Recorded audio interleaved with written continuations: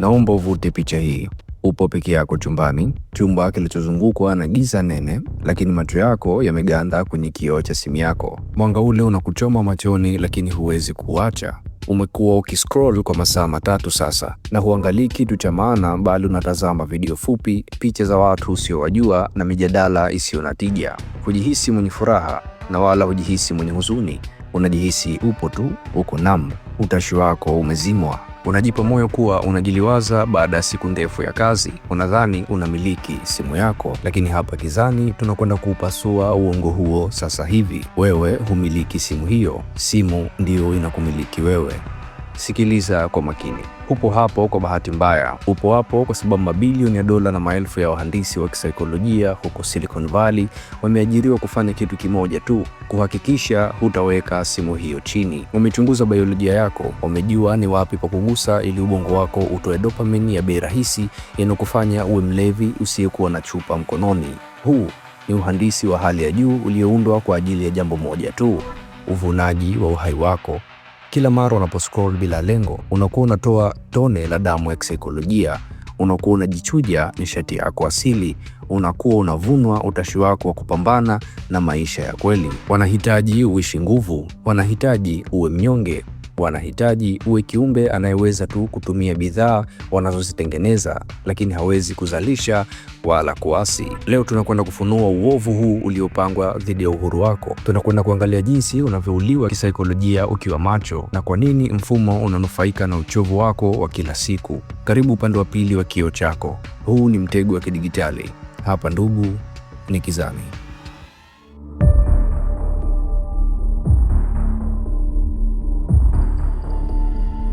Ushawahi kujiuliza kwa nini makampuni haya makubwa yenye majengo ya kifahari na mabilioni ya dola yanakupa huduma zao bure? Hapa Gizani tunakupa kanuni ya kwanza ya ulimwengu wa kivuli. Kama hulipii bidhaa, basi wewe ndiyo bidhaa.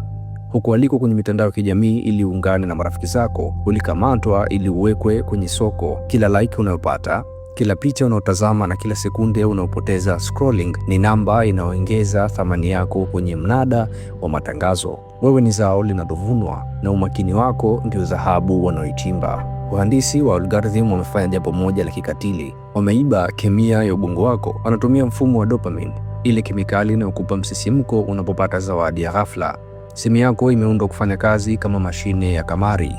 Una scroll kwa sababu unatumaini kuwa video inayofuata itakupa kicheko au mshangao zaidi. Huu ni ulevi wa kibiolojia ambao huwezi kuushinda kwa utashi wa kawaida. Wanajua kuwa mwanadamu ana njaa ya asili ya kukubalika, hivyo wamekupa notification. Walioipaka rangi nyekundu, rangi inayochochea hali ya dharura kwenye ubongo wako. Kila mlio wa simu unakufanya uache kile unachokifanya na urudi kwenye mtego. Wanakuweka kwenye hali ya alert ya kudumu ili usipate muda wa kutulia na kuwaza kuhusu maisha yako ya kweli. Hapa ndipo uovu unapozama zaidi. Wanauza umakini wako kwa tajiri anayetoa bei kubwa zaidi. Wakati wewe unajiona unapoteza muda tu, wao wanakuuza kama human traffic. Wanauza uwezo wako wa kufanya maamuzi. Wanakuonyesha kile wanachotaka ukinunue, wanakuaminisha kile wanachotaka uamini, na wanakuingiza kwenye mijadala inayokufanya uwe na hasira na ndugu zako. Kila tone la hasira yako ni pesa kwao. Kila dakika ya uvivu wako ni faida kwenye akaunti zao. Uvunaji huu unakuacha ukiwa mweupe kisaikolojia. Unatoka kwenye simu ukiwa huna nguvu, ukiwa na kinyongo na ukiwa na akili iliyochoka kama mtu aliyekuwa anafanya kazi ya sulubu wakati ulikuwa umeketi tu. Hiyo ni kwa sababu nishati yako ya ndani imeibiwa kimya kimya kupitia kioo. Wamefanikiwa kutufanya tuwe watumwa tunaopenda pingu zetu. Unadhani unajifurahisha, lakini ukweli ni kwamba unachuja uhai wako ili uendelee kuwa sehemu ya takwimu zao za mauzo. Swali ni je, unajua nini kinatokea kwa mwanamume au mwanamke ambaye njaa yake ya mafanikio inamalizwa kwenye kioo cha simu? Sura inayofuata inakwenda kufichua mtego mchungu zaidi. Hebu tujiulize swali. Kwa nini wanaume na wanawake wa sasa wana njaa kubwa ya sifa, lakini wana njaa ndogo sana ya mafanikio ya kweli? Kwa nini una nguvu ya kubishana saa 5 usiku mtandaoni kuhusu maisha ya watu wasiokujua, lakini huna nguvu ya kukaa saa 1 kupanga mikakati ya maisha yako? Jibu lipo kwenye mtego mmoja wa kikatili wa kibiolojia, kuasi wa kifikra. Binadamu tumeumbwa na injini ya ndani inayotusukuma kupambana, kutawala na kujenga himaya. Injini hii inahitaji mafuta yanayoitwa hamu ya ushindi. Zamani, ili uweze kupata hisia ya kuwa wewe ni mshindi, ilibidi utoke nje, ukapambane na ulimwengu wa kweli, ujenge biashara, upate elimu ngumu au ulinde familia yako. Lakini leo mfumo wa digital umekupa ushindi wa bandia. Unapopata likes 500 kwenye picha yako, ubongo wako unajidanganya kuwa wewe ni mfalme unayekubalika na kundi. Unaposhinda mechi kwenye gemu au unapotabiri matokeo ya kamari kwa usahihi, ubongo wako unatoa ushindi ule ule ambao ungetoa kama ungepata mkataba mkubwa wa kibiashara. Umepewa mbadala wa mafanikio ambao ni rahisi, wa bei nafuu na usiohitaji jasho. Huku ndiko kuwasiwa kwa utashi wako. Umekuwa simba anayewinda vivuli vya nyama kwenye kioo badala ya kuwinda nyama halisi msituni. Mtego huu umeundwa ili uishe hamu ya uasi. Mtu ambaye ameshiba ushindi bandia hawezi kuwa na njaa ya kupindua mifumo inayomkandamiza. Kwa nini upambane na umaskini wa kweli wakati unaweza kujiona tajiri kwa kutazama video za hanasa? Kwa nini utafute heshima ya kweli wakati unaweza kupata sifa za uongo kutoka kwa watu wafu mitandaoni? Ukweli ni kwamba nishati yako ya kiume na ya kike inayopaswa kutumika kujenga ufalme wako inavujishwa kila siku kupitia matundu ya kioo cha simu yako. Utashi wako unaisha kiasi kwamba unajikuta umeridhika na maisha duni. Macho yako yanaona ulimwengu wa fursa, lakini mikono yako imepooza. Akili yako inajua unapaswa kufanya makubwa, lakini mwili wako umenaswa kwenye mzunguko wa dopamine inakufanya uone kuwa kesho ni muda mrefu sana. Wanakuua kisaikolojia kwa kukunyima njaa ya kweli. Wanakufanya uwe kiumbe mpole asiyekuwa na tishio na anayetawaliwa kirahisi kwa sababu msisimko wako wote umekamatwa na algorithm. Inasikitisha kuona mfalme akiwa amepiga magoti mbele ya kioo cha nchi 6. Ila hapa ndipo siri ya kwa nini wanafanya hivi inapofichwa zaidi. Sura inayofuata inakwenda kufichua ukatili wa mwisho, uchumi wa ganzi. Hapa ndipo tunafika kwenye kiini cha uovu huu.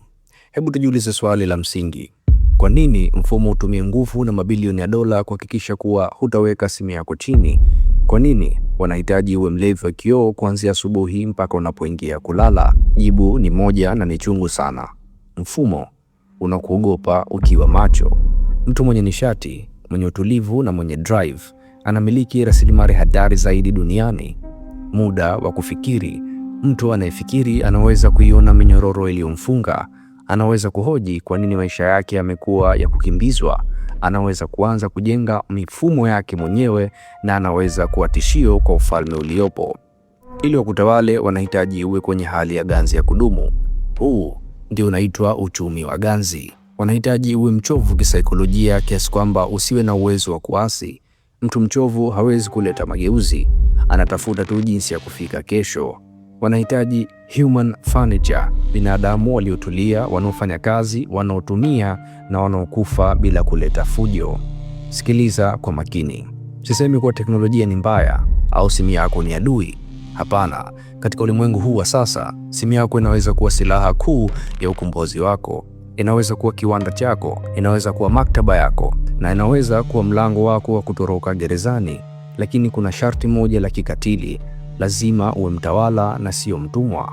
Kama unatumia teknolojia kwa malengo maalum, kwa muda maalum na kwa nidhamu ya kikatili, unakuwa umeshika silaha ya washindi. Lakini ukitumia bila maarifa, bila mipaka na kwa kufuata msisimko wa dopamine, unakuwa unakunywa sumu iliyotiwa sukari. Wamiliki wa mfumo huu wanajua kuwa mtu aliyeamka ni hatari kwa biashara yao, hivyo wanazidisha kelele ili usisikie sauti ya ukombozi wako.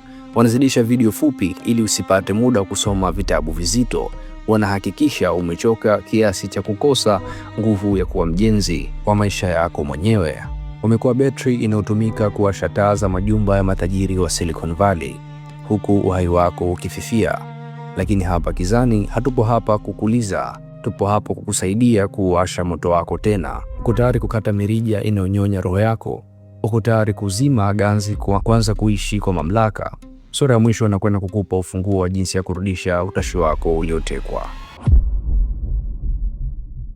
Sasa unajua ukweli, na ukweli una tabia moja: ukishauona huwezi tena kujifanya huoni. Huwezi tena kurudi nyuma na kuendelea kuwa mfungwa anayefurahia minyororo yake ya kidigitali. Na uasi wako hauanzi kwa kuivunja simu yako na kukimbia teknolojia. Huo ungekuwa ni woga. Uasi wako wa kweli unaanza kwa kuigeuza simu yako kutoka kuwa inakuvuna kwenda kuivuna. Teknolojia ni kama moto, Inaweza kukupa joto na kukuandalia chakula, au inaweza kuunguza nyumba yako mpaka ibaki majivu. Chaguo ni lako. Hatua ya kwanza ni kufuta kelele. Ondoa notification zote zisizo na tija. Acha akili yako iache kuwa kwenye hali alert ya kudumu kwa ajili ya mambo yasiyokuhusu. Unaporuhusu kila mlio wa simu uingilie utulivu wako, unakuwa unatoa funguo za utashi wako kwa wageni. Mtawala halazimishwi kuitikia. Mtawala anaitikia pale anapoamua. Hatua ya pili ni kumiliki saa ya dhahabu. Saa yako ya kwanza ya asubuhi na saa yako ya mwisho kabla hujalala ni takatifu. Usiguse simu. Usiangalie maisha wengine wakati bado hujaanza kujenga ya kwako. Itumie saa hiyo kuwasha moto wako wa ndani. Itumie kufikiri, kupanga na kujikumbusha kwa nini upo hapa. Ukianza siku kwa scroll, unakuwa umeruhusu ulimwengu uendeshe usukani wa ubongo wako. Hatua tatu ni kujenga nje ya kioo. Itumie internet kama maktaba na kiwanda, sio kama kijiwe cha udaku. Jifunze ujuzi, jenga mifumo ya biashara na utafute maarifa yatakayokupa uhuru. Lakini ukishamaliza, iweke simu chini, nenda nje, kabiliana na ulimwengu wa kweli na kabiliana na maumivu ya ujenzi.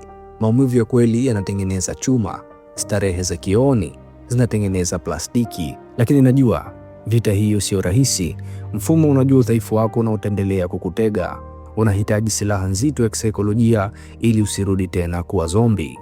Ndiyo maana nimekuandalia mwongozo maalum, kitabu ambacho kitakupa umeme wa kuwasha tena utashi wako uliotekwa.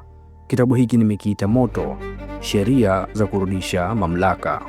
Ndani yake nimechambua sheria za kikatili za jinsi ya kushinda addiction ya kidijitali, jinsi ya kujenga umakini au focus ambao 99% ya watu hawana, na jinsi ya kuitumia teknolojia kukuimarisha badala ya kukudhoofisha. Huu sio mwongozo wa self-help wa kikawaida. Huu ni mwongozo wa uasi wa kifikra. Kama uko tayari kuizima ganzi na unataka kurudisha utashi wako mikononi mwako, chukua hatua sasa hivi kwa kutuma neno la siri MOTO kwenda WhatsApp namba hiyo. Nakuuzia kitabu hiki kwa bei rafiki kama kawaida, si kwa sababu maarifa hayana thamani, bali kwa sababu nataka kila mjenzi wa kizani aliyechoka kuvunwa uhai wake apate nafasi ya kuzinduka. Kumbuka, mfumo unakuhitaji ukiwa mchovu na mwenye hofu, lakini sasa una funguo, na mtu mwenye moto moyoni mwake hawezi kamwe kuwa mali ya mtu mwingine. Usisahau kulike, kusubscribe na kushare video hii. Kuna rafiki yako yuko gizani anavunwa hivi sasa, anasubiri ujumbe huu ili amke. Hapa ni Gizani, sehemu ambayo siri na elimu zito hufichuliwa.